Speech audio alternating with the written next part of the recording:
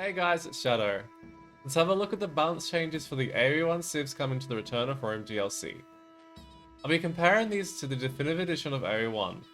Something exciting right off the bat is that each civilization now gets a team bonus and it has its own unique music upon booting the game, similar to the Area 2 civs. Please note that this list does not include any potential changes to research or training times, and may miss a couple of changes.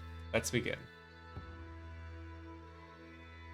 So first up we have the general changes. The Phalanx is now called the Phalangite, and the Legion is now called the Legionary. Axemen now get 1 pierce armor, Broadswordsmen have 10 less HP, the Longswordsman has 20 less HP, but its upgrade cost has been lowered to 160 food, 50 gold from 240 food and 100 gold. The Legionary now has 20 extra HP. Elephant Archer gold cost has been lowered to 45 from 60. The Heliopolis food upgrade cost has been increased to 1500 from 1200. Scouts now get 1 pierce armor, and their food cost has been increased to 100 from 90. The Cataphract now has 20 less HP. And then we go into the technologies over here. So chainmail for archers has been increased substantially. From 150 food, 100 gold to 300 food and 180 gold. Another big change over here is the tower upgrades. So Watchtower now has an additional 2 attack and 1 additional range. And Sentry Tower also has an additional 2 attack and 1 range. Guard Tower also has an additional 2 attack and 1 range. The Ballista Tower has an additional range but 2 less attack though. And another big change to the DLC civs here is that they also all have gates available. Please note that this is a small tech tree error. The craftsmanship and artisanship upgrades are actually reversed in game, so they have not changed from the original definitive edition. And we also have some new government center technologies. We have City Watch, which costs 200 food and increases the building line of sight by 3. We have Conscription, which means land military units all train 25% faster. It costs 450 food and 250 gold. And Urbanization, which now makes houses provide double the population space. It costs 350 wood and 150 stone.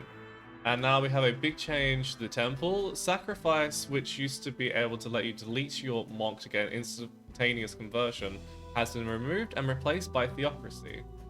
Similar to the tech in Area 2, it makes it so you can have a group of monks and only one has to rest after conversion.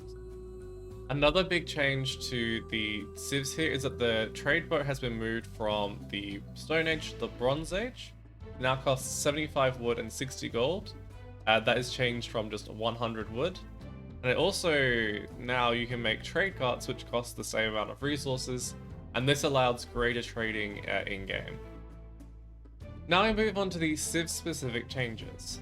First up we have the Assyrians. The archers now fire 33% faster, and this is up from 25%. Siege unit technologies now cost 50% less, and their team bonuses at siege workshops work 20% faster.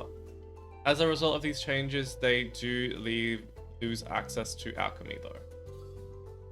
Babylonians now have 1 additional pierce armor on their chariots, and their team bonuses at builders work 10% faster. However, they no longer receive access to the chainmail for infantry, archers, or cavalry upgrades. Carthaginians now get nobility free. It requires the government center, and their team bonuses at the fire galleon that has 1 extra pierce armor. The Choson now have a team bonus that gives walls an extra 4 line of sight. Egyptians now have a team bonus that allows priests to have 1 additional pierce armor. The Greeks now have polytheism and astrology free, which requires a temple, and their team bonuses at markets cost 50%. The Hittites now receive a 50% discount on cost and research time on the wheel, and towers also provide 4 additional population space. And now we have the Lac Viet. It's a completely new civilization that is only going to be accessible to the Return of Rome DLC. The foragers work 20% faster, military units are created 25% faster, So essentially conscription from the get-go. Archery range units have an additional 2 armor, and houses and farms are built 50% faster. The units they are missing are the Legionary, the Heliopolis, the Camel Rider, the Cataphract, the Phalangite Centurion, the Fire Galley, and the Juggernaut.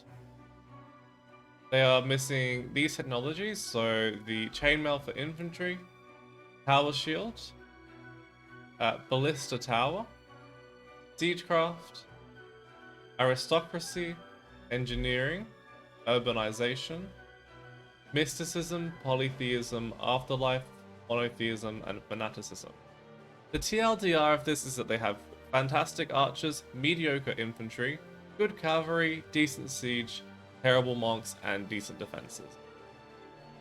The Macedonians receive a team bonus that gives their houses an additional 25 HP.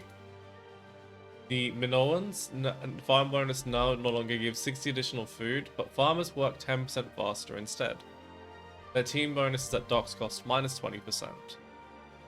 The Palmyrans now have their trade ship bonus giving 20% gold also applying to the trade cards. Their team bonus is that technologies are researched 30% faster. The Persians have had a few changes with their 25% faster trireme firing rate changed to the scout ship line firing 18%, 25% and 33% faster in the Tool, Bronze and Iron Age respectively. Their walls now cost minus 20% and their stables work 20% faster as their team bonus. They now have access to ballistics. I think this is actually a bit of a mistake in the tech tree. It says they no longer have access to the Elephant Archer. However, this is a game I've just booted up and you can still train the Elephant Archer from the range. Hopefully we'll receive some confirmation on this closer to the release date. The Phoenicians have had a very small buff to their Catapult, Churame and Juggernaut firing rate from 30% now to 33%. They now have an additional 150 HP on their docks and an additional 4 of line of sight. And their archers now have a +2 line of sight as part of their team bonus. Roman swordsmen attack 50% faster, up from 33%. The Ballista and Heliopolis have an additional 1 range. And their team bonus is that a priests heal 50% faster.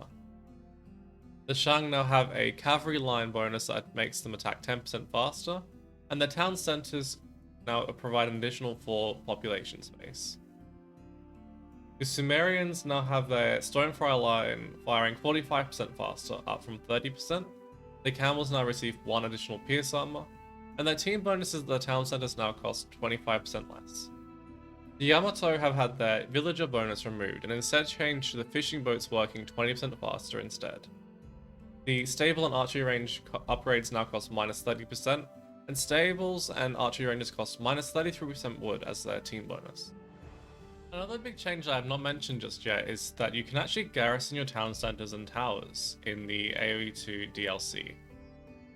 For us AoE 2 players, we take this for granted, but in AoE 1 you weren't actually able to garrison your towers or town centers at all.